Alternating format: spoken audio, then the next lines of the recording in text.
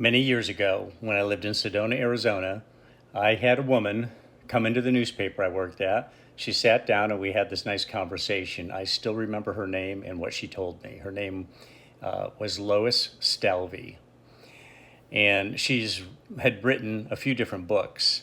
And she told me about how anytime that she goes for a job interview, what she does is she gets there about a half hour early, goes to a coffee shop nearby, sits down and orders a cup of coffee, sits there and sips her cup of coffee, and tells herself all kinds of nice things about herself. And she says, and I go in there and I kill the interview. I knock it dead and I get the job. And so I took that piece of advice, not for job interviews, but just driving down the road. And I thought, what a technique. Let me give it a try. And I started telling myself positive things about myself. I mean, how often do we do that, actually tell ourselves positive things about ourselves? My energy level went through the roof. As I was driving down the freeway, my energy level just went through the roof. It had a tremendous impact on me.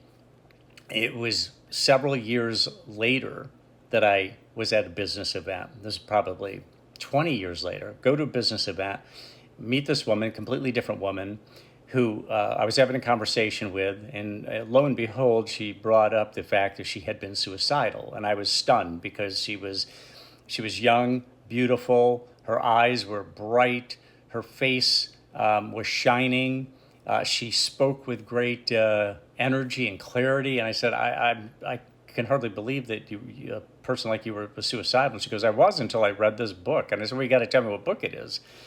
Now, this relates to what Lois Stelvey told me. She said the name of the book is What to Say When You Talk to Yourself. And it's written by a psychiatrist named Shad Helmstetter. It was written a long time ago. I went out and got myself a copy of the book. Basically, what it does is, in a more broad way, says what Lois Stelvey said, which was that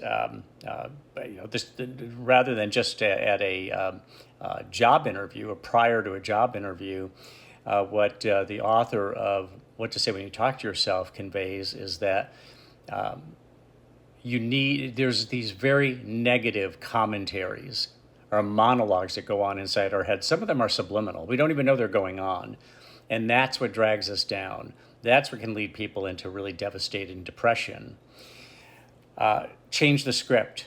He actually has a bunch of scripts within that book where he shows you how to talk to yourself in a way that's powerful and empowering and is positive.